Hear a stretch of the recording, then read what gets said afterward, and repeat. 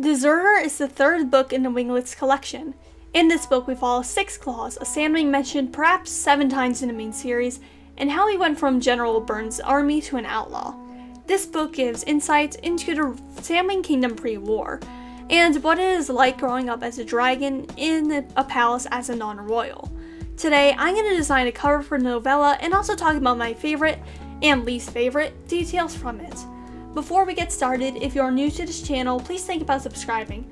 I regularly post both Wings of Fire and workouts content so you'll never be bored. And to my current subscribers, thank you so much for supporting me. I wouldn't have gone here without y'all. Let's begin with my process of designing this cover. First, I started with the protagonist himself, Six Claws. I didn't have a set design for Six Claws, so I booted up my copy of the Brightest Night graphic novel and based my design off of Mike Holmes. I decided to add some scars because he fought in a war and was part of the mafia. It makes no sense that he wouldn't have any. I had to redo the pose so many times. I knew I wanted to have the cover show off his namesake Six Claws, however couldn't figure out how to make it look natural. One of them was him with his hands being brought together like some sort of Disney villain, and another had him writing, but that didn't look natural at all.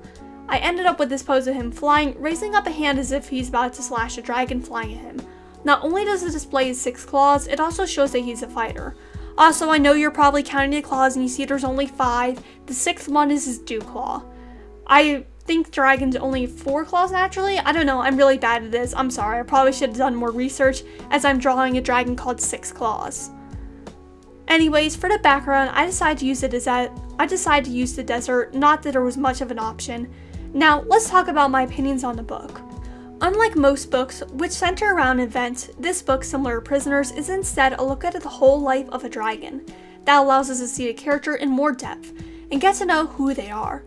It also allows us to see the culture better, like young Six Claws' worship of the queen, which was passed down from his mother. We also see the small moments in life, like making camel shish kebabs, or going on patrols through the desert to find dragonflame cacti. If you haven't noticed, Six Claws has, well, 6 claws. I appreciate how this novel doesn't mention it too much, besides for it literally being his name. It's never pointed out as, look at this mutilated dragon, feel inspired at how he leads the war, but instead, this is a dragon. He ends up becoming a general before leaving his post due to his friend being threatened. He is a 3-dimensional character and not defined by his disability in any way. Any dragon who mocks his claws or makes a point about them in a novel is evil in some way as well. I wish there were more heroes in Wings of Fire who had some sort of deformity, disability, or just strangeness about them. As it stands, the majority of dragons with facial deformities are villains, Flame, Scarlet, and Chameleon. Starflight has one, but by the time he gets his, he's been pushed out of the narrative and his scars are even covered up by a blindfold. People with facial deformities are unfairly labeled in real life as evil, due to how they look and are perceived due to subconscious biases encouraged by the media. Because of that, we have to be careful with how we portray people, which we should be doing anyways. Or, well, in this case, not people, but dragons. Moving on, I find it interesting that Blister and Burn almost behave like allies in their younger years, but it was likely only due to a common goal, wanting to kill their younger sister Blaze and their mother Oasis. However, neither of them would have collaborated on the latter due to wanting to get a leg up on the other. Smolder's cowardice in the novel is interesting to consider. We know that Smolder was locked away in the dungeon over the most minute of things, and he's later cowardly as well as he locked Sunny and Thorn in a room and left them to be captured. Perhaps the reason why he was so cowardly was because he always knew death was around the corner, as almost all of his family members were killed by his mother due to threatening the throne, and at any time he got a bit of happiness he was punished for it, whether it be by his mother or Burn. Smolder is a very interesting character, but to be honest, I'm not fighting for a novella to be made about him. I feel like from what we have a pretty complete view of Smolder, a traumatized dragon who is a bit cowardly but always wants to make sure that at least someone is standing up and doing the right thing. I noticed that Smolder was sent to the Sky Kingdom to negotiate an alliance with Queen Scarlet. I wonder if that is when he met Prince Vermilion, whom he would later send letters to about scavengers. I also wonder whether or not they were friends or simply allies in a war.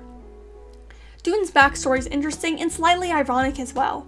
Both of his parents were teachers and they wanted to raise him to be such as well. However, he rebelled and became a soldier. After he ran to the Towns of Peace, he ended up looking after dragonets anyways, fulfilling his parents' wishes even if it was in a convoluted and unexpected way. A detail I noticed in this novel was cactus cider. Smolder drinks some to drown away his sorrows after the supposed death of Palm. In Wings of Fire, alcohol has always been hinted at but never directly confirmed, such as the Dragonettes' Our Coming song being referred to as a bar song. However, much harder drugs are confirmed, as in literally everything in the rainforest. I wonder if they take any of the poisonous fruit recreationally. I find it interesting that Scald, one of Smolder's butters, has 3 girlfriends. That implies that polyamory exists in the universe. It is also strange that polyamory would be male-centered in this universe, as females are the dominant gender. When you take reptilian biology into play as well, it really should be the reverse, with a bunch of male partners and a single female. Dune and Six Claws' brotherly relationship was one of the highlights of this novel. Watching Burn take the heat bags off of Dune's withering limbs was honestly a painful scene to read, and made me cringe rereading it. The dynamic between Burn and Six Claws also made me cringe. In case you forgot, Burn wanted it to be that when her top general died, he would be dismembered and his namesake Six Claws displayed for her. That's not a good way to buy favor with the dragon who's leading your soldiers. I'm surprised it took Six Claws so long to decide to do something about this situation, whether that be to run away or rebel. I really enjoyed this novel. Though it is hard for me to rank all the novellas on an A through F scale, this is definitely the #1 novella for me.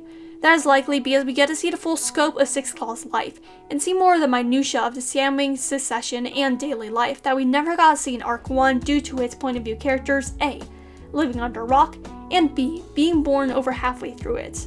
Here's the final results on the cover redraw. Did you like the book Deserter? What are your thoughts on Six Claws? Comment down below. If you liked this video, feel free to subscribe. I make Wings of Fire and Warcats videos pretty often, and your support would mean a lot to me. And to those who've already subscribed, thank you for your continued support. I wouldn't have gotten here without y'all. Peace, Rogan out.